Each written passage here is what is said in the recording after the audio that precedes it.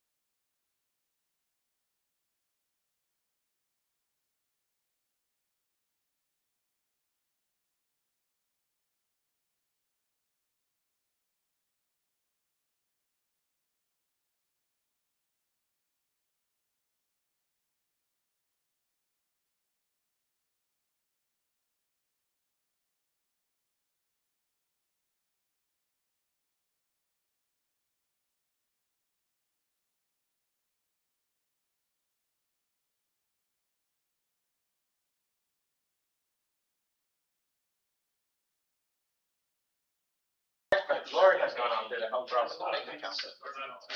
I'm saying, oh, I am. Well, yeah. I gotta go. Yeah.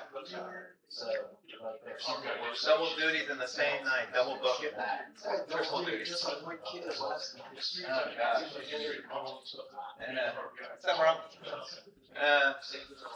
Yeah, that's bummer as we sit on the porch trying to figure out what show to watch on the computer. You look fortune or take a walk or have dinner. Yeah, I've been walking around my neighborhood. You know who I see walking is Adrian. Yeah, It's like Adrian. Adrian. Yeah. He lives over there too. So yeah, he lives in the same. He was in there Friday, and he's walking towards me. But he's on a polo side. And he's talking to his phone. He's talking to Copa. Like some Bronson he's like the CTO of this company now. Yeah. I saw him paste it occasionally on Oh, don't you miss her? No lie. I recorded it. I'm driving down the Roland. I had a big document that I had a digest, and it's privileged information. Is what it's very it's a patent. And so like, I wasn't gonna make it through. I didn't want to be on the other side just in case. But I did interpret the audio, and then I used the company's computer to work with their bot to interpret my audio. Because I know they noted the whole thing. An hour to read it, but I noted it. So, it's for real what you're talking about. The current client we're on, so we can't record meetings. It's manual notating. Oh gosh, I feel like Faust and Grunt and. And so not to be on a meeting for about an hour, there's that summary of Teams. You just go to that one paragraph, read it, take your action items and go. And what I like to do is, I just like to review the meetings in 2x, especially a highly technical meeting, which most of them are. It's just, yeah, it's just, I'm like, 2x mode, and I can, sometimes I want to attend a meeting because I can put it on 2x mode and this one just do back.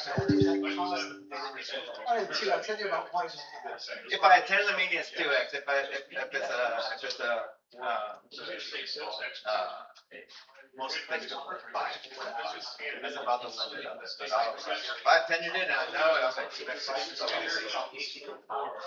It talks really fast. But all you're doing is regurgitating. Exactly. It's high.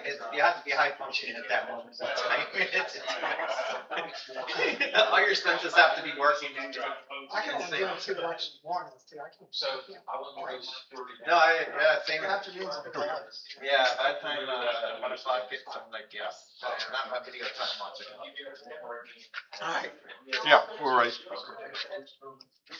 So I need to stand in front of the camera. Yeah. Can I have your attention, please? There are many seats up front, and the speakers love people that sit up front. I put on deodorant too. Yeah, we're gonna get started. So come on down, have a seat. We just put the food up here, then people will be in the front. There it is. Put the pizza up here. Yeah. Or the cookies. So. Cookies and pizza go right there. Well, now you can't put the cookies up because no one's gonna come get them because they don't want people to see them go and get the cookies. So if the cookies in the back, they'll just take a little break and come back. Some people shake their heads like they don't care. All right, y'all. So welcome to our monthly meeting of the Baton Rouge user groups. If you're not familiar with our group, the star of the show, Kenny Neal, is not here today. So I'm sure y'all miss him thoroughly, and that's why you're all here tonight. He's at a PowerShell conference somewhere north of Louisiana. We meet once a month here at the Jones Creek, I was going to say Jones Creek Cafe, but Jones Creek Library. Usually the meetings are the second Wednesday of the month. It's at the third Wednesday because of their, the room wasn't available sometimes. So we get it whenever we can. This is a combination of various user groups. There's a Baton Rouge SQL Server user group, a Baton Rouge.NET user group, which if you say woohoo in the meeting, you are now the head of the Baton Rouge.NET user group. So we got a new volunteer. Sorry, there's a 50-mile radius. You have to live within 50 miles of Baton Rouge in order to. Yeah, so that group is not as active as we wish it would be. We need some leadership to pull in some speakers on that side of the technology. BRAIN is another group, Baton Rouge Analytics, Analytics and Intelligence Network. Sometimes they meet separate from us. So there's really 3 user groups under the Baton Rouge user groups. Of course, our pride and joy is our SQL Saturday that we have every year, which is planned for July 18th this year. We are going to have some pre-cons on the previous date. I think they're going to be hosted at Blue Cross Blue Shield. So you can probably see some information about that coming. We always need speakers. Tonight, we have 2 good speakers, I think. Doug is going to do the lightning talk, and this gentleman named Ben that I just met today is going to do the second talk. What did you talk on, Ben? Data modernization and AI. Okay. Good topic. AI is in it. That just triggered, since we're live streaming this, it just triggered 1 million points of influence that just went out because you said the word AI. But we always look for new speakers. For instance, what Doug's doing tonight is what we call a lightning round. So it's a 15-minute talk. You kind of scale it down just to kind of get the cobwebs out of your head to be more courageous and do a full hour and a half talk. But if you would like to speak at this user group, we're more than happy find a spot for you. You can do a lightning round or a full talk. Again, our great technology person, Andy Parkinson, is now getting us live streamed on YouTube, so you have more exposure than ever, and especially if you say AI, like Beetlejuice, it'll zoom you out to more people than you can imagine. So we're real thankful for that. Now we get to broadcast. If you don't want to be filmed or whatever, just tell us and we'll just turn the camera off. But that's about it. SQL Saturday coming up. Our close with speakers is probably happening soon. We have, I think, 60-something unique speakers now, 100 and God knows how many submissions. 847.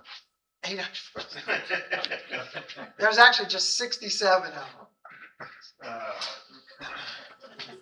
My kids still hang on to You're that. not the right age to be. We are still looking for sponsors, so if you want your company to sponsor, we still have sponsorships open. I think we signed Invokes Calvin to do a keynote. Okay. So we have a keynote speaker. There'll be free lunch. If you've ever been to one, you just can sit in the atrium and network all day long with companies that are our sponsors. So we're going to have the same group of sponsors. Same similar setup for sponsors and raffle. And if there's 60-something speakers, I'm guessing there's going to be 10 to 12 tracks, 5 sessions in each track. So there's a lot of talks. If you want to talk there too, submit. It's going to be our sqlsatbr.com, and somewhere along in that website, you should be able to get to the site where you can submit a session. It's on Sessionize, so if you have your profile on Sessionize, it's pretty much all set up for you. What else was? Are we gonna have a cybersecurity track again this year? Yeah, you're in charge of it. No, I didn't ask that. I was just asking, last year was, and so. Yeah, last year a person volunteered to do it, and then I think just bowed out. Gotcha. I'm not sure why. Yeah, that's a good question. Are we going to have certain tracks? We don't focus on it unless there's like A lot. 5 people related to that track. Kenny's real generous. He usually accepts everybody that submits. Yeah. So it's not like we've tried to form it into tracks. We try to be as nice as possible to anyone who submits. That doesn't mean we can't organize it by track, by topic. If you want to help with one of those, we'll be more than welcome to help. We have started scheduling a monthly, it's actually scheduled weekly right now, planning lunch. But it looks like it might just happen once a month. So if you want to be part of that, just send us a message somehow, and you can help volunteer for that. There'll be another email that goes out for volunteers the day of, because we need proctors, people to help serve lunch, people to help bring water bottles to some of the speakers, and plenty of volunteer work to do. We'll have a packing event the Wednesday before the Saturday event, which usually happens in here, where we get all the supplies that the vendor sent us, and we'll put them in bags to distribute when you sign. That's why we know we had about 400, because we had over 400 bags, and we gave away at least 400 bags last year. So that's all I got, unless I missed something, Andy. That's it. Oh, we will give out some raffle items. We have for your database developer dudes, a SQL, learn SQL. You can buy code, and if you're really courageous, you'll try to Microsoft's latest analytics platform, Fabric. And just back from FabCon, I found some Microsoft shirts. I guess that's kind of like a sweatshirt, and then a vest. So got a couple little prizes for today. And with that, I got to go. Thanks, Thomas. My name's Doug Lubey. I've presented a couple times, and I kind of like it anymore these days. I do a lot of presentations at work. And, I want to start out with just a little story of my son texting me and my wife a picture of his car smashed. And shortly thereafter, and if you have to go back to my family, we've had like 3 or 4 crashes in our family with kids. Not in the recent past, not in the last 2 years, but when we saw that picture, we're like, oh, son of a bitch again. But that was an AI generated photo, a very good AI generated photo, especially on first impression like that. I mean, it just hits you really strong. So, Doug, 2 steps back. 2 steps back. There you go. Perfect. All right, I can dance. There's a lot of cool things happening in AI. There's a lot of other things. If you don't have a family code yet inside your own personal families, make sure you have a personal code that you can go by, that if any of your kids call you or your mom or somebody, there's at least a code that you can back things up to say that's really them. So I highly encourage it. Once I saw that car accident, I called them, do you know the family code? So it's kind of a necessary thing these days. What I'm presenting today is the AI playbook I work for Tyler Technologies. I work for the product line called Cloud Gavel. We're electronic warrants, and that's what we do. Within the Tyler organization, it's a municipal organization where the police, it goes from judiciary over to municipals to handle pretty much the whole vertical of software for, if you go to a sheriff's office, even DMVs, there's a lot of different areas of that. And I think there's over 100 product lines in there. We are one of those product lines. So I was a CTO. Now I'm a technology manager for the business unit of Cloud Gavel. And so a couple months ago, we merged with Tyler, and we were using Claude kind of before we got there. And I think everybody kind of says we use Claude kind of, and every month it changes what that usage is and how you're using it. But Tyler put a really strong initiative, like you don't have an option. It's part of your review process. What are you doing for AI? It's like number 2 on our list. So every person in the company gets reviewed on their AI presence and how much they know about it. So it keeps everybody in line. But with that said, the playbook was a necessary thing, and it just forces the equation. I went over to my team and I said, wait, y'all doing some cool things? You're doing some cool things. We don't really have a playbook, and there's over 20 engineers on the team. So when you look at a team of 20 engineers, you got people like way up here, you got people down here, and you got a lot of in between going there. And everybody's always using AI to some level. We have Claude, ChatGPT, several other products. They literally gave us the waterfall of AI products, and I think they're seeing what sticks. It's kind of a neat scenario. We're throwing a lot of money on it, like everybody says, everybody is. We're throwing a lot of money into it, and I do think it's paying off. What my opinion of AI is that it may not be improving processes right now, but you're getting more for your bang on each part of the process. Documentation never got done prior. It just didn't. Diagramming just didn't get done quite the way you wanted it to. So we're improving our software development lifecycle, and we're selling that we're shortening it. All right, and I think we are. So this is a little 10-minute to 15-minute presentation about that process. There's a lot of ingredients in prep. Does everybody use Claude in here or some tool like that? Codex or some variation there, Gemini? I use personally Gemini. I just like it better. I have my whole library of prompts in there, so it's kind of, it's kind of like the old school thing. Put all your money in one account and you're going to stay there. So I have a lot of prompts but this is, I'm going to just go through the steps a little bit. So you can read off the screen, but everybody knows what MCPs are and all that stuff. Okay.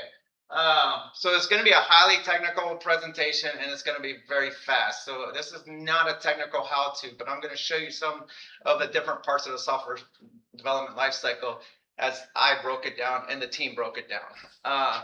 During this presentation, we actually had a QA team member and a senior engineer presenting the different parts of actually using this live. So this presentation is actually more than a half an hour long. We reduced it for that presentation just to 30 minutes. So this PowerPoint is not the good stuff. The good stuff was actually what they were doing. I'm not going to present that stuff, nor should I, because I would not quite do it the way they did it. And I probably wouldn't impress anybody. But I do want to tell you a lot of cool stuff we use. This is what we use. Okay. This is our stack. It's nothing brilliant, but it is our stack. All right. A lot of cool stuff in there, and it has to work all in respect to each other. If you don't have one, it doesn't work with the other. Yada, yada, yada, yada. All right. Before cooking, you have to get all this stuff connected. All right. So connecting Claude, allowing to the Git repositories. We have it connected to Jira. We have it connected to Confluence. And inside of Jira, you have what's the agent called? Rovo. Rovo is another agent inside of Jira Atlassian tools that if you're making a nice document repository, it will go out and read your tickets. It will go out and read your stuff. So it allows you to aggregate a lot more information much more rapidly. So when I was a kid, I'm going to just bring it back for a second. When I was a kid, you would have these things that said, oh, if you could read 10x faster, you'd be so much more intelligent. Some days when I'm using these AI tools, I kind of feel that way, that I'm actually reading 10x faster. You read the first word on the first paragraph and the last word of each paragraph, and you get through a 360-page book in a matter of seconds. That's what I kind of feel like some days I use AI. Hopefully I can show this to you that we kind of do it. I'm going to speak from back here. I got two steps. I can do it this way. This camera works too, right? All right. So they Claude feature clarification. So this is literally 1 through 10 here. All right. And this is how much. So if you took a 100-point scale and you divided a 100-point scale between all the steps of the software development lifecycle, that's what it would work out to be. All right. The before is a 100-point scale. We've taken that down and said what we're saving during this time, or what we're having benefits from. And so I'm just going to knock it down 1 through 10. So you got the features, you got the implementation approaches. So when you're handed a epic, or a story or something like that, you got to break it down. You got to make an iterative process. And at the same time, you gotta assign tasks to it, your Jira elements, Confluence documents, and all that stuff. We don't have a product manager. I kind of function at times too. But we will get a product manager once somebody will fit into that role. But the product manager type of functions, all right? So when you start to see those top 2, 3, so many of our senior devs do this type of work. Our Scrum Master does that type of work. But you can see how much the deduction goes when you go before and after on that. I think there's actually don't know how to use it, but anyways, that's before AI. This is after AI. That's not really a joke. That's really what's happening. It's actually writing Jira's tickets for us, literally. It's kind of cool. It's very cool. I'll give you another example of that. And I'm not tracking my time, Andy, so I probably won't get to the whole presentation, but I'll respect the time. But I had a Excel spreadsheet, and I also function in the security side of our team. So our security team gave us a bunch of things that all these equipments need to be fixed, or the operating system's out of lifetime, or it needs to be patched this way, or something there. And it gave me a list of 20 items. And I saw my team doing this with their Jira tickets and creating Jira tickets. I go, I got to figure this stuff out. And so I used Robo, which is a Atlassian Jira tool first. I go, it kind of was cool, made a big difference, but it was very kind of slow for what I was trying to get done. So 3 hours later, I was able to use Claude, connecting with the API key to the MCP server and getting things going. And it created 20 perfect tickets, meaning that they had the prefixes saying this is a security ticket. It had the CSSI. Now on my data table that I used, that I had in Confluence, I had it mapped out to say the 5 columns, you know, what I wanted to actually be in those tickets. So it wasn't word for word. But then I asked it to, hey, map the Jira tickets back to the Confluence documents so that I can just like that one Confluence document and see if they were all completed by one of my security team members. It did it like 3 hours later. So I spent 3 hours developing this table of 20 items. Spent 3 hours understanding how to make Claude do it for me once I got in that form. 6 hours later, if I wrote 20 tickets out, chances are it would have taken me 4 or 5 hours at least in perfect form. So did it save me any time? No, but it's going to do it to me tomorrow. It's going to save me time tomorrow. So when you start to look at these tasks, take it with a grain of salt. We continue to learn on this process, but when you're showing this to executives, they have to, got to do something. No, but it's true. This is what's really happening. And as we went through each one of these, the acceptance criteria, that's still in the product owner role, but now we're generating test cases. All right, before we're writing code. All right, that never happened in my entire life. We have a really smart team, but even a really smart team doesn't find time to write cases before you write code. And we're actually doing these steps too now. And I told you about the auto-generate Confluence. We have a PR review, and I'll show you at the very last minute the PR review. I actually called one of our engineers up right before. I said, "Hey, I've got to present on this, and I feel like I'm not doing justice if I don't show at least one cool. It's a skill inside of Claude that was developed to review our tickets, but that's doing the same thing. All right, the generating the manual test cases, the BDD automation, and the locator and the debugger. So the DOM elements. All right, everybody knows what the HTML DOM is. All right, so that when you got a drop-down list, it has a particular ID on it. So when you write code or use a new component, it changes the identification number. It's a really bad thing for automation. All right, so we actually had a hackathon on the team within our department, and four different members of the Cloud Gobble team entered the competition. They built this in that little time, utilizing a combination of Claude. It's not in production yet, all right, but it's getting there. It will be soon. And I can go through the slide deck, all right. Again, Not really proprietary work yet. All right, so I'm still within Tyler guidelines, I think. But you can kind of go through and anywhere there's check boxes, all right? And by the way, I did work with Claude to create a really cool presentation, but it was based upon interviewing the development team over and over and over and regenerating these slides. So even though they helped me out, it was like idea creation process. So I could probably build these slides faster then, but I think they came out much better with it. I'm going to get to the three pieces. I'm going to end with this. All right. So this is the integration. So we got a new architecture going on. All right. And it talks to the integration will talk to utilizing TCP/IP in some cases. And in some cases it uses APIs and stuff like that. So we got a whole component architecture around integration. So think of the DMV state switch here. Think of the criminal justice database over here. Think of a warrant database. So these are different integrations. And one of our leads rewrote the architecture saying, we're getting too many of these. This needs to restart. So now we're migrating 2 of those over there right now. And he came, this was like a morning or 2 ago. He came and told another developer on the team, says your tests aren't passing. It's not according to the architecture the way it's supposed to be written. All right. And so this is the skill, if you will, all right, that we're working with. So there's 3 other skills in there. Validate integration, which is the architecture, which is shown below. Then we got the scaffold integration, and then we got code review. We spoke of that about a lot earlier than that. So this is a markdown file.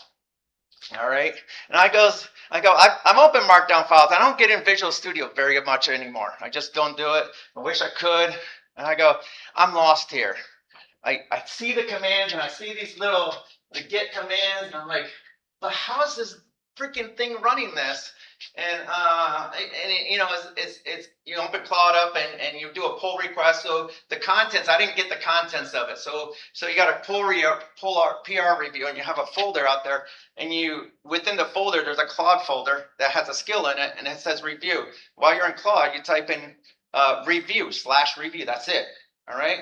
Since you have the contents of the PR in life right there, it will actually do the code review based upon the skill set or the architecture review of how you implemented the abstract classes of it. All right. I know I went through a lot of things in 15 minutes, and I'm kind of excited about it. That's why I spoke very fast. I hope you guys got something out of it. I'm learning every day about this stuff. But I thought once this presentation, I thought I gotta share this. I know a lot of people are doing this, but I gotta share this. It's kind of neat. I thank you for your time.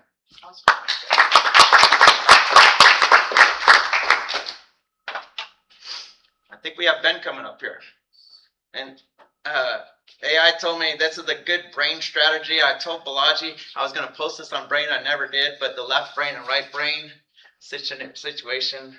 And this represents the left brain. Ben is representing the right brain, which is the database, I think. So.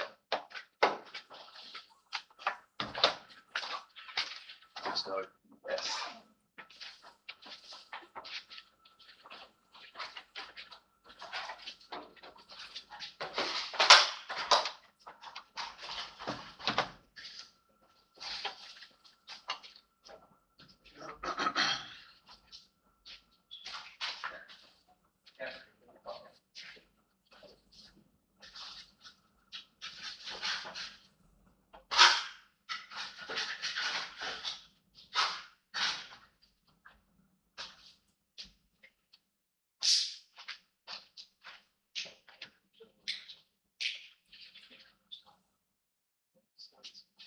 Sweet.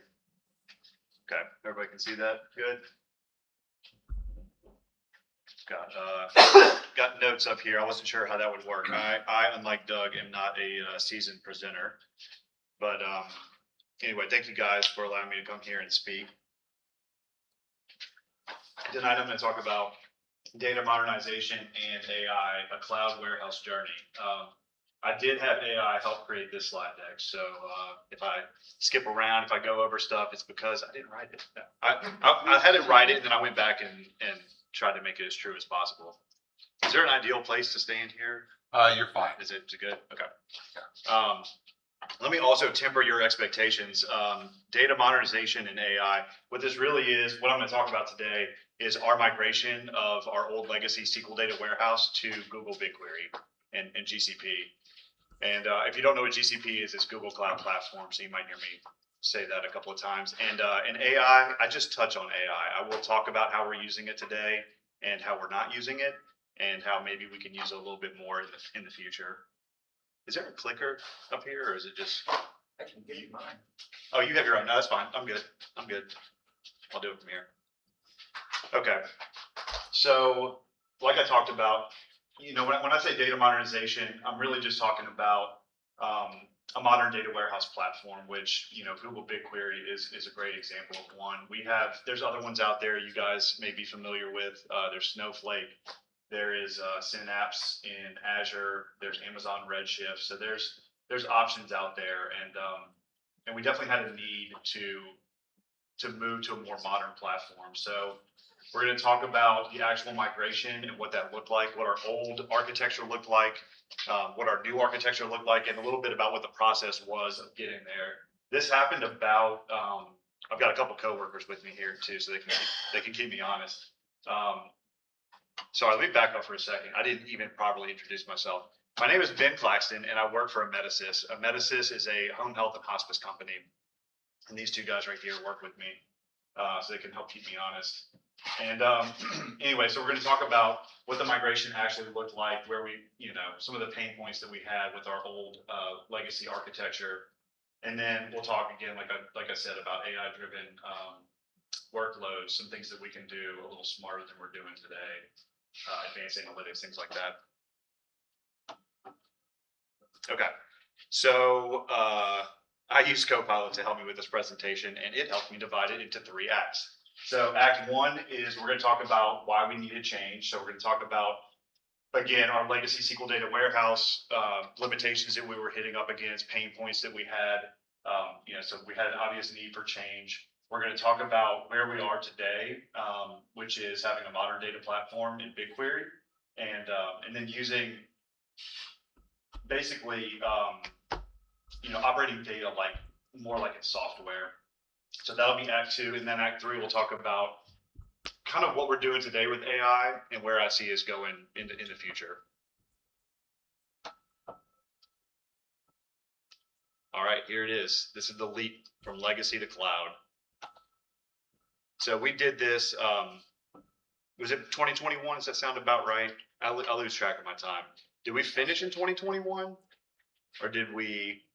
I'll say 2022, but just because nobody else is going to know if I'm wrong. No one else is going to know. If these guys weren't here, I wouldn't be asking them, and I'd be telling you all a random year, and you wouldn't know any better. But yeah, so it was, let's say we finished in 2022, and I would say it took us about 2 years to migrate our entire data warehouse. So it was a long project, and I'm going to show you in a minute what the original architecture looked like. I did a presentation on this about 1.5 years ago to our corporate office to kind of tell them what we had gone through with this migration. And part of that is this next slide, which shows you what the old architecture was. So kind of to make a long story somewhat short, we had a SQL data warehouse that had, disparate source systems across our company, mostly SQL databases, some files. That was all pretty basic stuff, right? And we were importing that through a crazy Rube Goldberg machine into this SQL data warehouse. And that process, it's been a few years. So that's why I wanted to establish a timeline. That process, I think, started around midnight, and it would need to be finished by about 6 a.m. So we had about a 6-hour runway that we had to refresh our data warehouse every night. And everything was fine for a while, right? So everything worked fine. It was a little bit overcomplicated. There was a lot of technical debt involved in this solution that I'm going to show you, but it worked. It worked. And then as we continued to move forward and add new, build new models, build new stuff in the data warehouse, introduce new sources of data, it got to be longer and longer and longer So a lot of the pain points that we had were, query performance, they just weren't optimized. Things were data driven. There was a lot of logging built into this system, but it wasn't always very good. So it was hard to figure out why things went sideways. So that 6-hour runway, which if we really wanted to push it to 8 a.m., we could, but that was our drop dead time. We wanted by Central, 8 a.m. Central, when the users get in, they have their reports ready to use. So that window got shorter and shorter and shorter until it was very often that we were sending out emails first thing in the morning. Hey, I'm sorry, your data warehouse isn't up. We were having to tell the accounting team, the HR team, whoever it was, like, your reports are they're not ready, and they're not going to be ready. And God forbid you don't get the database updated, the data warehouse updated that day, and you have to do 2 days worth of updates or more. That was nearly impossible. I'm not even sure how we did it exactly, because the system was definitely built to load at this point a day at a time was really the most you could get. So let me show you what that looked like here. Okay, so let me back up for a minute. So I worked for Emeticis from 2012 to 2015. So for 3 years, I was a database developer working on a big in-house EMR that we were building. In 2015, there was a little bit of shakeup at the top, and I left for a couple of years. So 2015 to 2017, I go work for a different healthcare company. In 2017, I run into Paul. Paul says, we need an ETL guy. I said, I would love to leave where I am now. I'm going to come back. So I come back in 2017, and I come back to this. And what Emeticis did in true Emeticis fashion is they partnered with a contractor, with a vendor, to build them a data warehouse. And I think at the time, Emeticis does a lot of, and they have in the past and still do, a lot of, going out and getting solutions built for them. And sometimes those contractors run the show a little bit, right? They make some of the decisions, and that's not blaming anybody. They run the show a little bit more than I think they should. And so what we ended up with here was, I think, also a lot of buzzwords being thrown around. Like, we're big data. We need the capability to process big data. We need data lakes and delta lakes and data marts and data warehouses. We need unstructured raw data just living out in this space that anybody can go access, right? So there were all these ideas at this time.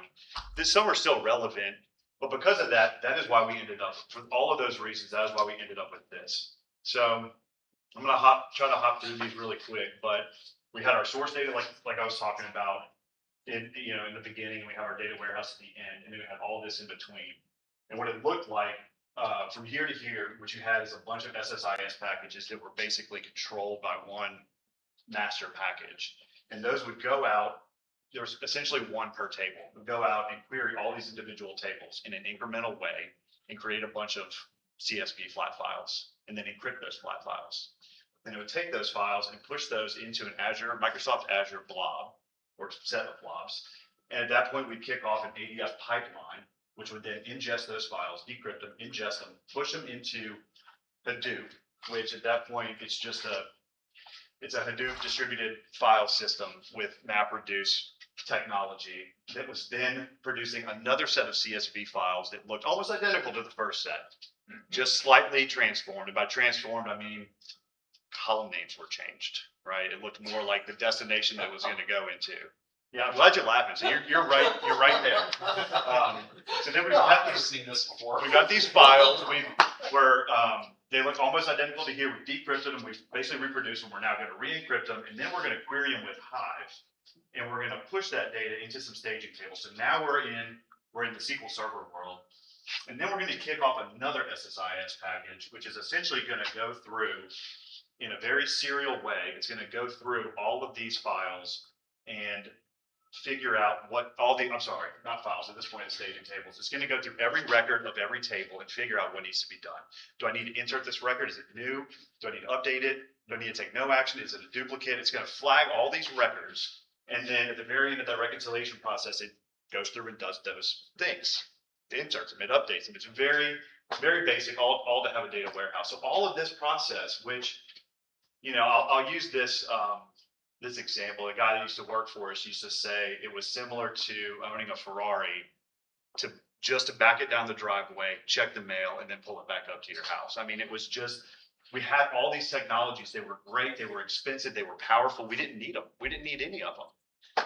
So Sounds more like Johnny Cash's part. yes, yeah, who said that? Yes, yes. So, How old is this architecture? How old is it, you said? So this is what we aimed to replace. It's probably 2020 that we started. So we had it from 2017 to about COVID era. And that's when I started, so to get, I'm going to show you guys what the architecture looked like at the end, once we moved to BigQuery. But in order to get there, we had to get rid of a lot of this complication. And this is, not only are there technical pain points, there's technical debt. It's sometimes very difficult or impossible to troubleshoot. Something goes wrong somewhere in this pipeline. It's like Too many funny points. way too many. So anyway, the contractor got paid. They did their job. We had, and I'll say one more thing. That guy who made the Ferrari comment did say that contractor, what they did is they got our SQL data warehouse up and running in production, and that counts for something, right? I heard a statistic a long time ago that 70% of all IT projects fail. And I think that's probably still largely true to this day. So the fact that they got it out there, they got it working, and then we had something to go from. So there's credit there. Okay, so old architecture, and what we did for a long time, most of you guys can imagine, especially if you work in or around data, we did a lot of tuning. We added indexes, we updated indexes, we removed indexes, we analyzed execution plans, we added statistics, we rewrote queries, we did all the optimizations that we could think to do to make this thing better. And it worked. It worked for a little while, and then eventually it wasn't enough. So that was the need for change. So now let's talk about migration. A necessary step, not the goal. I didn't know that at the time. For me at the time, it was the goal. The goal was we got to get our stuff in BigQuery. Not only was it not a step, it was the goal to me. It wasn't even a goal I was excited about. I assume you guys are similar in that way, that change it's weird. In the technology industry, you have to be willing to change. You just do. But that doesn't mean that I like it anymore. And I assume that y'all have to be somewhat like that as well. I was not ready for it. I still attacked it head on, but I didn't want it. I didn't want to give up the world I had known for so long. I didn't want to give up SQL Server and Management Studio. I didn't want to give up my fat client that I had become so accustomed to and go work in the web. It just felt so foreign to me and so different. And I'm like, this is not going to be as feature rich. It's just not going to be, it's not going to be good, right? I think part of me wanted it to fail in the beginning. But looking back on it, I can definitely say that it was a step to get to where we want to go. That we're not even there yet, right? The idea of bolting on AI and doing advanced analytics and actually doing more with our data, it most certainly was a step to get there. I think that covers that slide. Why BigQuery and GCP? So again, I think I already touched on this. There's other products out there that do the same thing, and they're very similar in the serverless architecture that they have. They are, they're distributed. They're dubbed as massively parallel, processing. They're all. I'm sure Snowflake. I'm sure Amazon Redshift is all pretty comparable. The separation of storage and compute is not unique to BigQuery. So the decision to go to BigQuery wasn't mine. I don't even think it was these guys over here. Paul probably had more say so in it than I did. But I'm glad that we went this route. I'm glad that we did. So I'm curious, were y'all already a GCP customer? We weren't. Not at all. Really? All So- Microsoft. All Microsoft. Okay, so y'all decided to go to GCP specifically for BigQuery. Yeah, not to take your thunder away, No. but I mean, really, it was the decision. There were a lot of reasons for the decision, But in 2020, I could see that making sense. But the largest decision point was that at the time, Google wanted our business, Microsoft didn't. Gotcha. And they wanted to meet with us. Every week they met with our, Microsoft solutions in this area weren't mature enough. they just didn't There's want to no meet area with us. mature. They said, you go try it on your own, go try to see if you can figure it out. And all the tools are out there, it's available to you, go for it. Right. We could have, But we also had a Google guy saying, we'll set it up for you. We'll do it for you. We'll show you how good it works. Yeah. And they were there every week Better vendor support. for a year. Mhm. They, with zero money for every week. They were hungry. So, Yeah, that's they what were it was. hungry. So. So I do have one other question, since you mentioned it. So what has your experience been with Google since then as far as product, retention and an announcement from a product management standpoint? Because my experiences with them have been that they will kill features fairly quickly without, much notice. And I didn't know, again, but that said, I haven't used them inside of areas like BigQuery, Mhm. where that are probably more core and probably a little bit better product managed. Yeah. Dwayne, you want to speak to that? I was going to say that I feel like they support their features really well in the products within GCP that we use. We don't use them all. You know, we use primarily Google Cloud Storage, and we use Google Composer, as you'll see later, which is their implementation of Airflow, of Apache Airflow. Small feature set. Yeah. I mean, what, So that core feature set, you're fine. well, it's probably isn't going anywhere. Yeah. They made promises sometimes, like I remember in the beginning, I was telling Paul today, they made promises on their time travel, for instance, where you can look back at data, 7 days back was the limit then, and it still is the limit, but there was promises of 90 days back at some point that never came true. So I've maybe seen a little bit of that, where you get rumors of stuff that don't happen. But yeah. So yeah, again, it wasn't me who chose it, and they did a better job for sure, and they were hungry and they wanted us as a customer, and they got us. So let me show you what the architecture looks like now. You got source, you got destination. The destination now is our data warehouse in BigQuery, and what you have in this is way simpler, right? What you have in between looks like 4 technologies. It's really just 2. You've got Cloud Composer, which is Google's implementation of Airflow, and then Google Dataflow, which is their implementation of Apache Beam. So we use, for those of y'all who aren't familiar with Airflow, it's basically just an orchestrator. All it's got is just scheduled DAGs in it. DAGs, I think it stands for Directed Acyclic Graph, something along those lines. You've got dependency, you've got tasks, you've got dependencies on each other. They just can't be circular in nature. That's all that is. Really basic.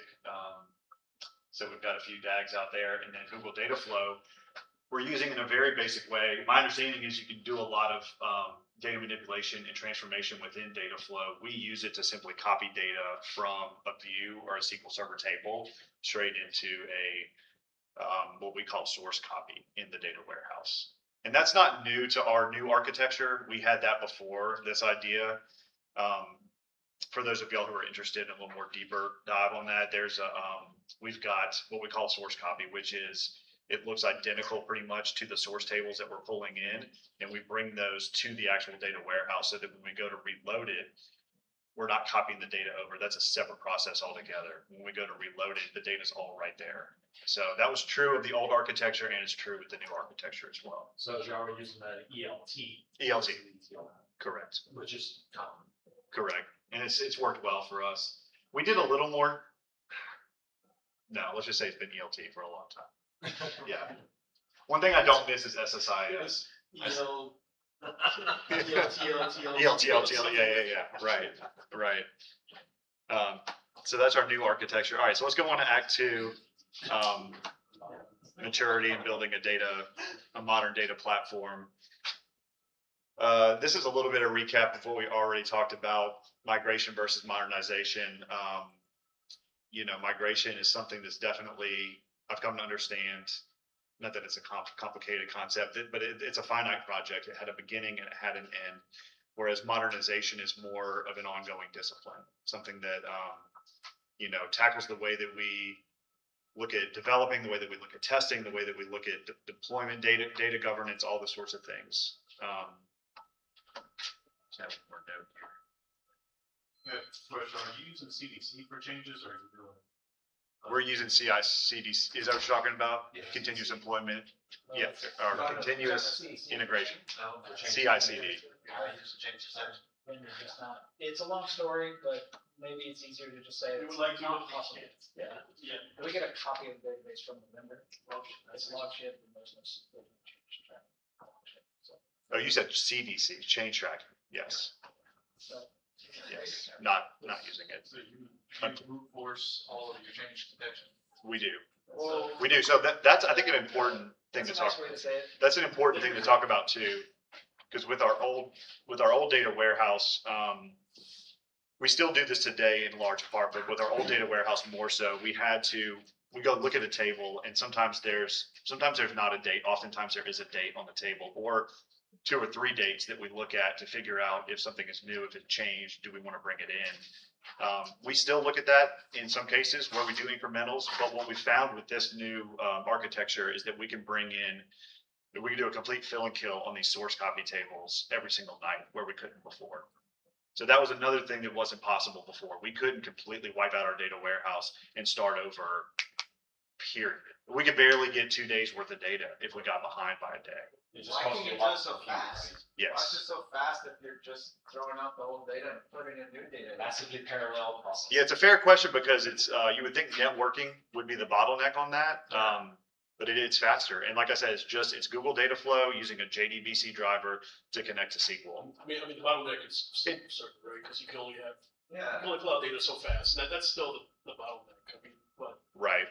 it's, But it's pulling that data, so it's limited by SQL Server, it's limited by the network. The cloud storage is probably the quickest because I think behind the scenes, it's pumping that data into files, CSV or What's the Parquet data? files. Yeah, actually, it's probably. it's trivial.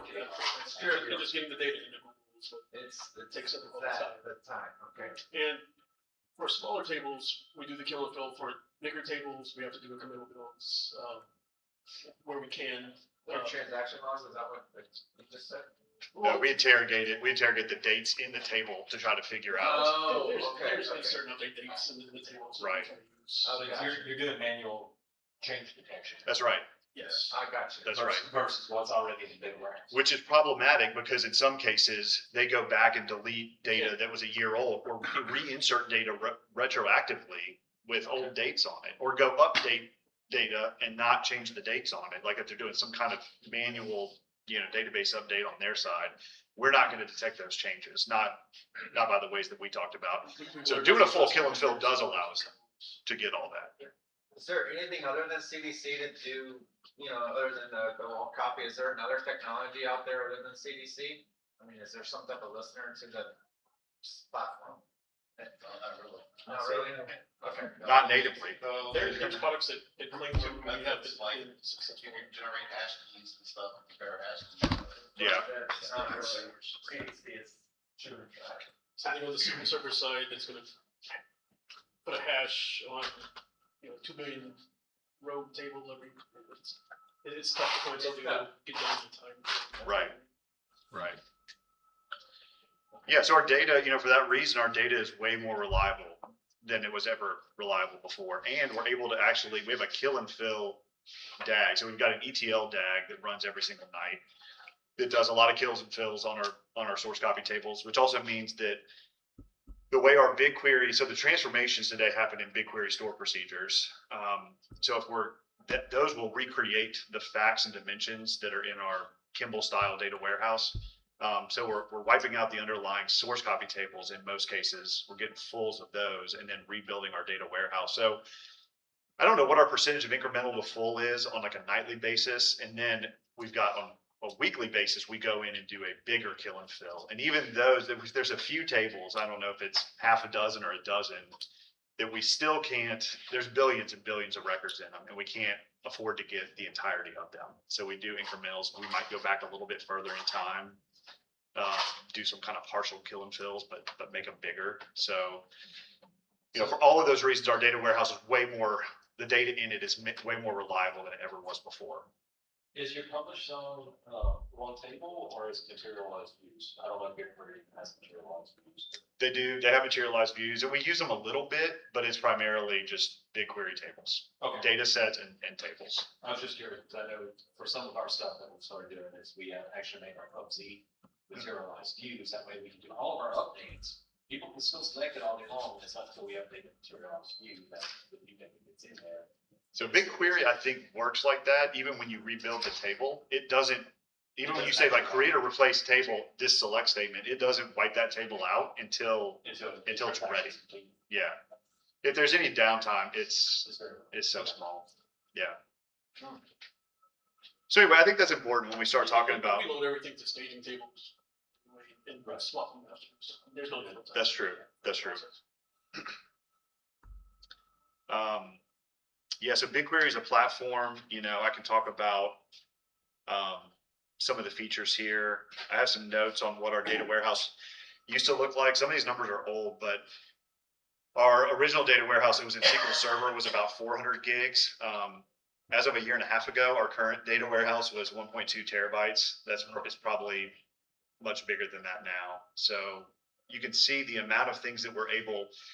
So we had this point in our old system where, and Dwayne and Paul probably both remember this, where we went to go introduce new functionality, new tables, new sources, new whatever, and you couldn't do that without literally optimizing something else that was already existing in order to offset what you were going to add to it, right? You always had to think about, what am I going to do? How much time am I going to add? I've got to offset that.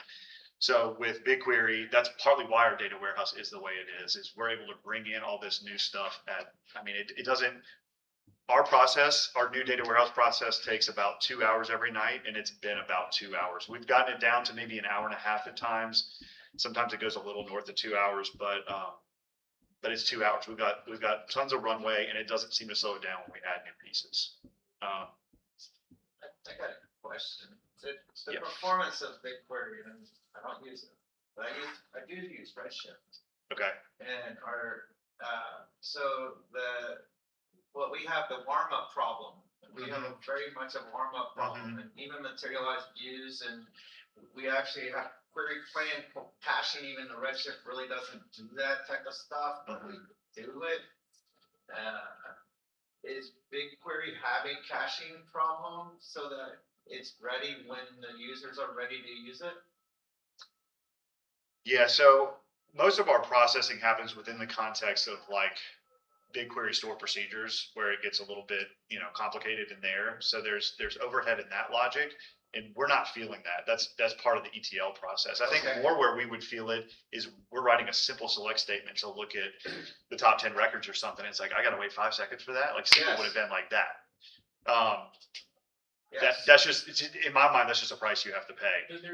Well, that's a configuration. That's a fun. Well, I'm gonna assume that both BigQuery and Redshift are similar to Databricks and stuff like that. It's a cost trade-off, right? So, for instance, Databricks, I can spin up a SQL warehouse, which is the compute for SQL queries over our data set, right? And I can spin that up and tell it, do you run it? And I get instant results. If it's not already spun up and I try to make a query, I have to wait for it to spin up, right?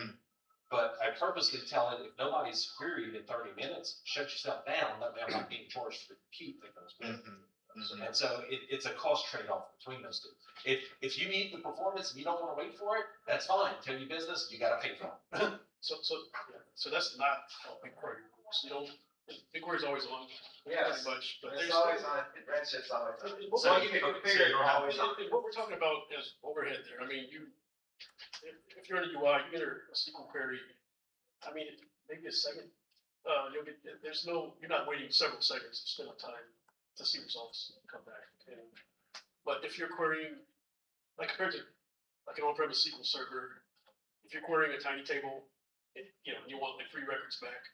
Maybe SQL Server will beat it, right? Because it's 0 seconds, right? Maybe it'll take 0 seconds. It might take 1 So second. the cool indexing. It might take 1 second or 2 seconds with BigQuery. But when you're querying a 3 billion record table in BigQuery, it might take 20 seconds. For SQL Server, it might take 4 hours, right? So it's, it's okay.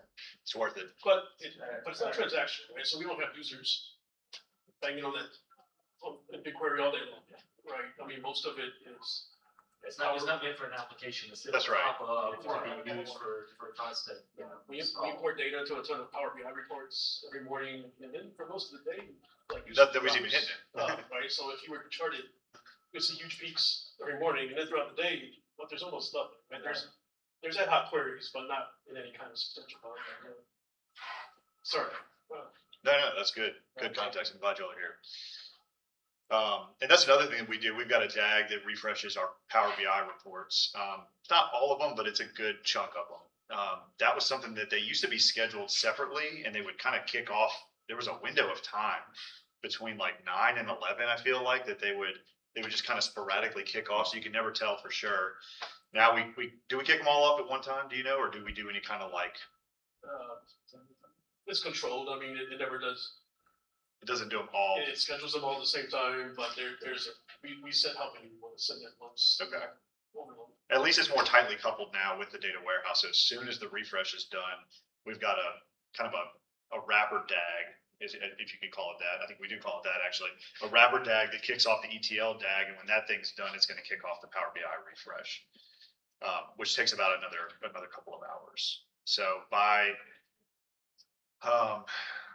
let's say our ETL DAG starts at 2 a.m., finishes by 4 a.m. By 6 a.m., the Power BI refreshes are done. So what used to be refreshed at sometime mid-morning, or late morning, now everything's done by the time the users come in. So a lot different than we used to be. And also another thing to note that was kind of interesting, the cost for us went down. When we were in the SQL world, I'm not sure if this was for dev, test, and prod. This might have been just for prod. We were spending $14,000 a month in SQL Server. That was all the different pieces that were involved. To now we're spending about $6,000 a month. That may fluctuate a little bit, but half of what we were spending. And that takes into account for compute costs and everything else. Yep. So what's crazy is we're processing way more data. Right. It's not even close. We used to send 2 gigs of data, incremental amount of data to our data warehouse every night. Now we're sending, at this time I put 170 gigs. It's probably Is that closer to licensing 200. costs mainly in there? For Google BigQuery? For For the before, yeah, for the Oh, yeah. $8,000 save or whatever. Mhm. because we were able to turn off 2 SQL servers. Yeah. Yep. What did so were y'all in those on-prem or were y'all in those in Azure for every dollar? Because I'm curious what the compute cost difference is. Yeah, I think we had both, Paul. Can you keep me honest on that? Was it mostly on-prem when we had SQL servers that we were, Azure VMs. they were Azure Yeah. VMs? Did y'all do any like compute cost differences between what you're spending on compute in BigQuery versus what you're spending on SQL? Well, no, for 2 reasons. One, because I feel like it's kind of all wrapped up on the Azure side. It's very hard to differentiate those costs. And then when we were trying to figure out whether Google was going to be cheaper or not, we didn't know. Because they just say it's going to cost you this much per query or this much per. Yeah, it's hard to You don't compare. know how many units you're going to spend. You have absolutely no idea. So we I'm have running into that. no clue. But it is pay as you go for BigQuery. So, you run a query, it's 3 cents. You run another query, it's 4 cents. You run another query, it's Right. $1. But Gotta have the tokens. it's been pointed out, it's much cheaper. I mean, I think at one point we were at 40K. And now we're all in. And now I think it's 12 or 10. That's the QA product. Yeah, so it's way cheaper. More capabilities, way less cost. Way more. Is it because you're normalizing the data for all the BI reports and stuff like that versus So, wait, computing? we're sitting here dumping on SQL Server and SQL Server. It's just because of licensing. It used to cost so much. The BigQuery, the pricing model is paid literally by the query. Every query you run, you can look up, this query costs half a cent, this query costs 1 cent. I saw that with Snowflake when I left it. Yeah, I thought that was the coolest thing. Yeah. SQL Server is not the data warehouses. We have better solutions. So either BigQuery, Right. Fabric, Databricks, Snowflake, Right. Redshift. There are Exactly. dedicated platforms for that that do it better. Yep. Modern data platform, for sure. Is it easy to understand costs, like when you add a new functionality or add a large amount of new data, it's easy to just track costs? I think That are it's specific super to simple, what but you don't really have to track it. One, because it's always cheaper than it Yeah, was fair. before. Yeah. It stays kind of static. We'll release something large, the price per month just doesn't go up. It's Yeah. hard to make It doesn't the go up. It's hard to make the needle. You can't really make have it. to release something drastic. Yeah. You do have to, so you pay by the query, and it's hard to do something expensive, but it's possible. And I've seen somebody run a $40 query Right. Which is. And they don't know it until you reach out and tell them like, hey, you know that Yeah. query you ran? It's 40 bucks. Like, That's what save funds.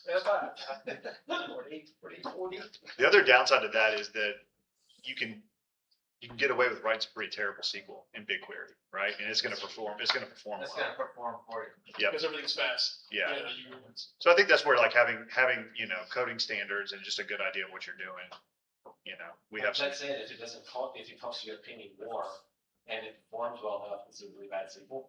No, seriously, I mean, Right. The Yeah. focus is more readability. It is. Right. Right, So define the bad query now. right. Yeah, so all the lessons we learned after 20 years of using SQL Server. We had to also unlearn no longer those. apply, Right. Which is hard to. Which was SQL, Yeah, it was, you have to start worrying about sharding and things like that, so it's a completely different set of rules. Yeah. When you go into massive parallel. yeah. SQL felt so finicky like that, like it was finger in the wind. You put this table before this table and you turn this CTE into a temp table and you throw an index on it. If it has this many rows, then you do, it's like, why am I doing, you don't have to worry about that anymore. Ruling, like, you're speaking my language. Right. You make the perfect index and SQL refuses to use it. Right, right. All right, guys, I'll try to keep moving along here. I'm trying to be aware of time. Okay, so this slide talks about running data like software, and really what I want to focus on here is that at the same time that we moved to GCP and BigQuery, we also changed from using TFS to manage our tickets and our work items. And I see Dwayne's laughing over there. And our branches, and version control, we changed from TFS to Azure DevOps. And with that, it feels like, Dwayne may disagree with me, but it feels like we've got kind of like a nice, feature-rich thing with Azure DevOps, where we can go in there, we can manage our branches, we can look at what's going on, we can create pull requests in there. We've got pipelines that now, thanks to Dwayne, they're actually kicked off automatically. So if you're trying to move something from our development environment to QA, and you merge your feature branch into the QA feature branch, it's going to kick that off automatically and deploy those changes for you. Same thing when we move to production. We're just not the ones clicking the button when we move it to production. So it feels, and then of course, like the dev test prod separation, that's not necessarily new. We've always had that, but I will say that faster change cycles is a thing for us. I feel like we're not agile, but I feel like we're able to do things more quickly, especially, we've always been a small team. I honestly feel like our limitations come with other groups, right? Like we get stuck in other phases of projects, like it gets stuck in QA or it gets stuck in UAT and then it can't move forward. It's not that we're not making the changes fast enough. The development cycle support this short.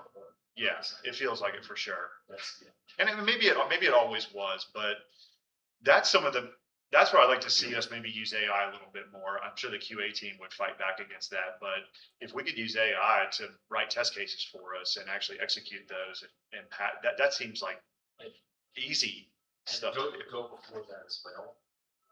Our biggest gains that we've seen is whenever we started making our business use it as business requirements, and then changing that to detailed requirements, and then changing that to design.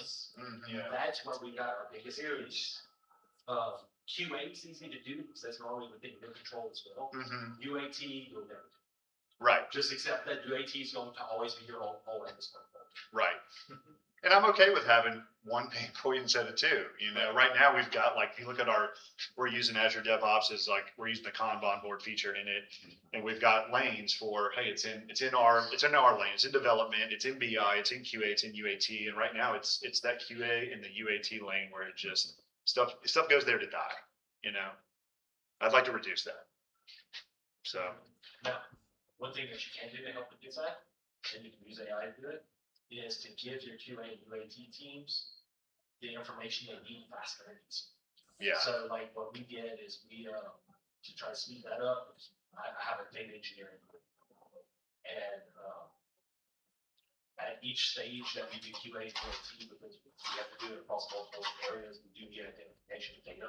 So we have to do it multiple times just to get it to the final destination. We set up Python notebooks, Jupyter notebooks for each cycle. So all your test cases are in it, and it runs it for line, so that all they're having to do is go to QA. So they get it, there's all the queries that they would have run to do all their QA and UAT, it's already pre-run, it's pre-aggregated, everything's right there, they just have to check. And then if there's something else that they want to do, they can go query it, but all their standard stuff is already done for them. Yeah. That definitely helps sharpen that. Yeah, I like that. And I'm thinking about, all I can think about is through the lens of one of our QA, guys who's just going to be like, he's the one who wants control over all of the things, right? But He doesn't want to be you told get what to permission do. But you just already, you know they're going to do these 20 things, Yeah. these 30 things. Yeah. It's already done for you, just go look, and look, it even tells you if it passed, right? Mhm, You can do manual checks. Right. And then they can manually check it if they want, and then if they want to go explore the data, Hmm. go ahead, We're not stopping you. Yeah. we're not stopping you. Yeah. In fact, encourage them to, that way, look, we're just trying to take your routine stuff and do it for you so that you can focus on other how you stuff. do your QA. That's right.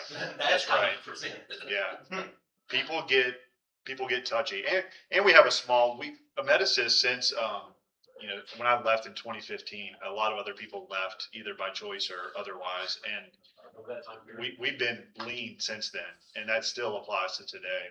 Like we have 3 people. Really, it's me and Dwayne kind of running the data warehouse. Paul is, I guess, half a data warehouse developer. He pitches in every now and then. I wasn't sure if he's gonna be upset with the 50% designation. Is that generous? That's generous. Anyway, I forgot where I was going with that. Just that we've always been lean, and it's still true, if not more so true today. So those are some of our limitations, and that's where I want to leverage AI. one of the areas. This is kind of restating some of the same things that I've already stated. Increased trust in the data is huge. So to me, building AI onto the data that we have, or even having the data warehouse be self-service, which I think is what we always envisioned, is having users, maybe power users, people who at least are familiar enough with the data to go in there and figure out what they need to go do queries themselves. So having reliable data is key for that. All right. Let's see. AI. From analytics to AI. Let's talk about AI. Let's talk about how, I'm going to skip this slide because I kind of already talked about it. How we're using AI today is probably not as advanced as some of you guys are using it. Maybe it's comparable to what y'all are using. I know Doug, in his presentation, he's definitely past where we are. I also feel like, Dwayne will probably agree with this, our work doesn't always lend itself to AI quite as much. I know that might sound a little bit like a cop-out, but some of the work that we do is not able to be broken up into smaller units and accomplished in the same way that other work is, if that makes sense. So I know that we can leverage AI more.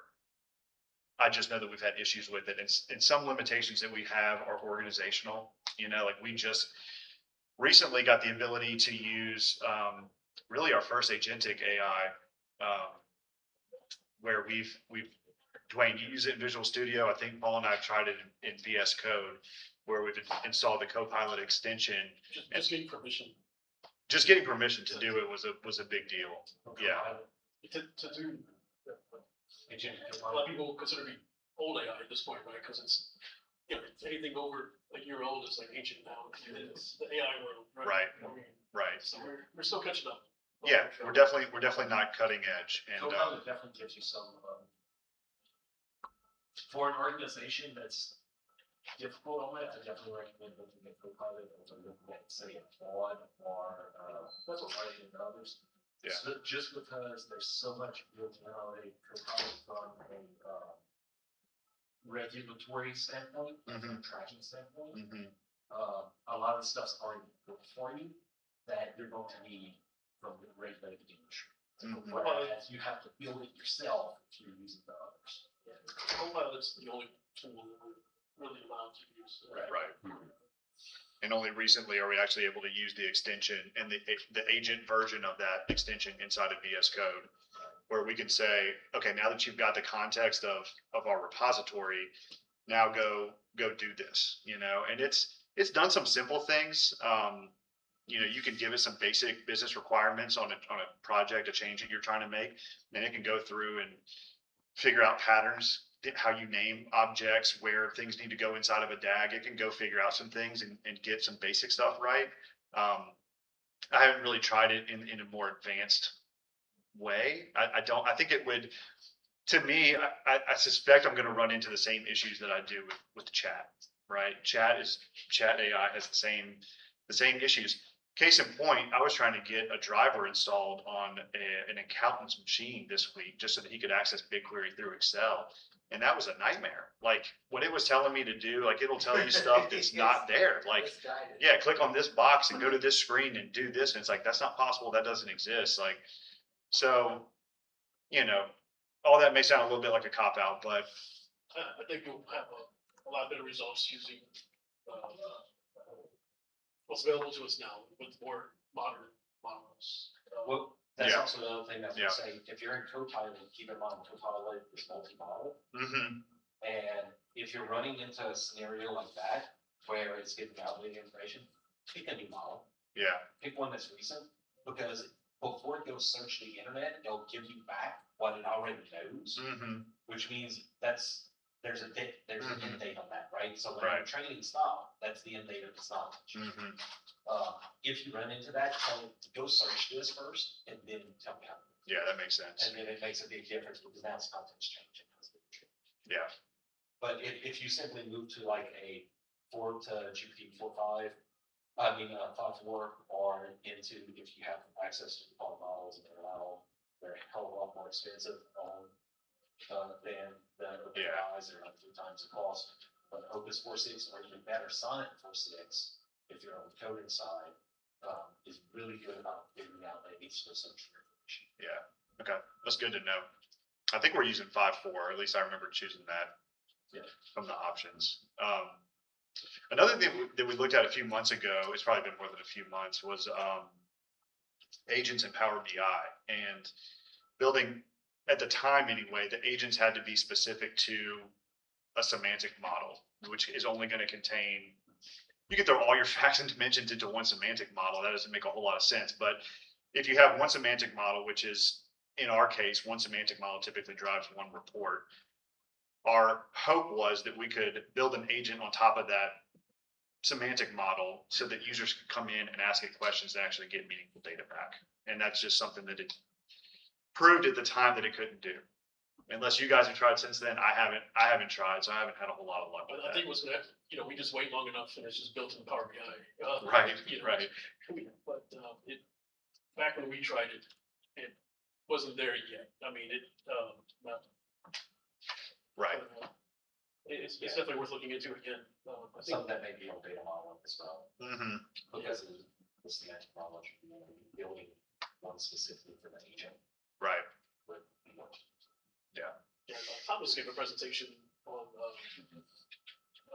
fabric agents, I guess a few months ago. Yeah.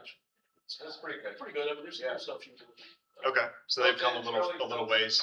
Yeah. I mean, we say built in, but nothing. Well, It's fabric not agents versus Power BI agents are different, right?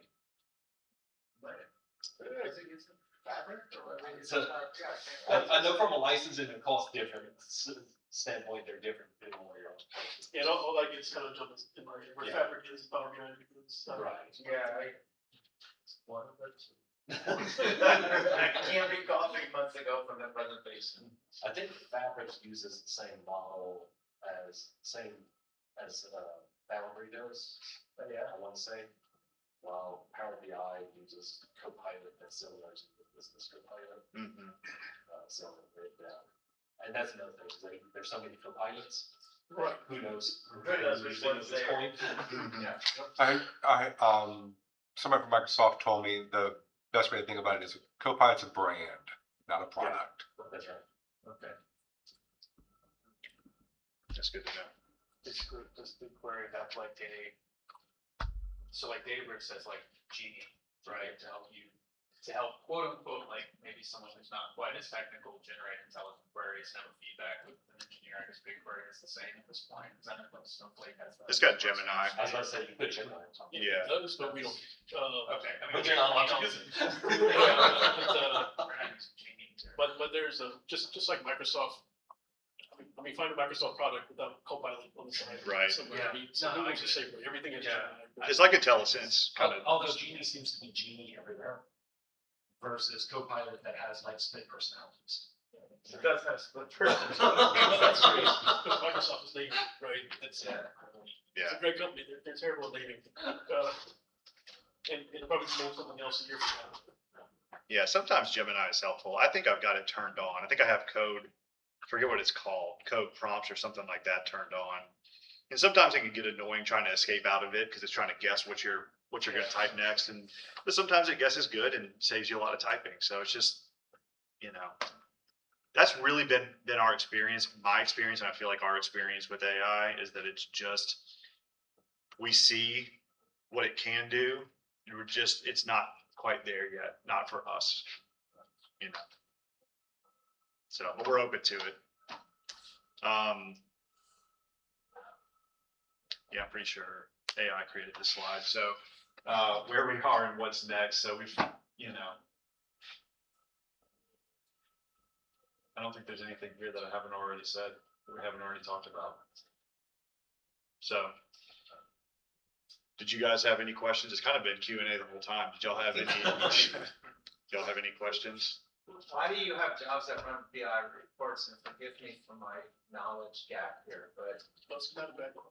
Yeah, it's not a bad question. I anticipated, say, hey, there's a data warehouse, the Power BI is connected directly to it, and So they're not, you can do a direct query from a Power BI report. I think those are the two main options. You do a direct query or an import model. I'm not a BI person or an analyst, but most of ours, if not all of them, let's say most of them are the import model. So they import the data into the semantic model and then the report works off of that. So we just kick those refreshes off through a DAG. So once per day, we load all the BigQuery data in Power BI semantic models and reports. Don't hit BigQuery directly. They read from those semantic models. Oh, okay, all right. That's right. So that way, that's part of the reason why we do all of our processing in the morning. So the cache. That's right. That's right. They're not going out and hitting it live because it's not changing. They're still flat files or Parquet files or are they something like that? It's a Power BI semantic model. I don't know. Oh, so that's what it's called, a semantic model. It's a semantic model, yeah. Right, yeah. It Okay. used to be called a data set. They changed it about a year ago. Right? It's a tabular server. Yeah. It's a tabular data set underneath it. It is kind of. Yeah. So we're just moving the data. We're just shifting it from the warehouse over I into gotcha. these I into don't know these how semantic Microsoft models. stores that. Yeah. Whenever you do Power BI, you can either do a semantic model where it will take the data, ingest it into your Power BI model and into your reports and so forth, and it just queries right there in there because the data's in. Or you can do a direct query where it goes to the database every time. Going to the database every time is normally not the way to go. Normally not the way to go. Right. There are cases where you have to, but it's definitely not. Yeah. Even going to a BigQuery database, it's still slow. And the data size is not only the only reason that you ever want to do it. Sometimes you can get bigger ones than you know. So if you had a natural language search on top of the database, would you break that out, You probably wouldn't do that inside of Would be the answer. I'm just curious on that, so. Our users most of the access to data from Power BI, not through BigQuery. So you would build that natural language query, probably in Fabric, or you would build that on top of those semantic models. Google has tools. Looker is there. Power BI. Google will say no, this isn't anything like Power BI, but it's pretty much Power BI. So they have their own version of all that stuff too. But It really depends on the use case. If it's you're just trying to do natural language over that, on this kind of model, you do there, or if you're trying to do not necessarily like full text searching, right? But you're trying to do meaning searching, then you can also vectorize your data so that you can mean it. Okay. And that's goes a little bit farther in terms of it's fast for certain things, and it all depends on the use case. But if you're vectorizing it, then you need a whole different type of things. You need a vector. And of course, everybody envisions a future where there is no Power BI or no SQL, right? You just have your data, you ask your questions, and make your visualizations in real time, magically, go through AI. One day. Yeah, one thing I wanted to add, that I didn't touch on that I had in the presentation somewhere was the machine learning. So we've got a data science team that used to use Databricks to build models for things like, was it 30-day rehospitalization, where like what's the probability that a patient's going to be rehospitalized in 30 days? So we moved those as part of moving to the Google Cloud. We moved those models, and when I say they, us, Dwayne, moved those models into BigQuery, so we're able to train those and run those models. Okay. All in BigQuery, which is really cool. That's some pretty cool. Yeah. Yeah, we use it to predict patient hospitalization, and we use it to predict employee attrition. It's kind of interesting because we have 15,000 nurses that work for us, and there's a nursing shortage. So nursing attrition is a huge problem right now. So we try to use our machine learning to predict if an employee is likely to leave, and then they preemptively will take action to try to prevent that person from leaving who maybe didn't know they were thinking about leaving. I've heard about that. It says here. I've heard about it. How do you present that question to the employee though? I've asked that same question. You scrub their Facebook feeds? There's, we just pulling a ton of data from lots of different sources. I'm done. Yeah.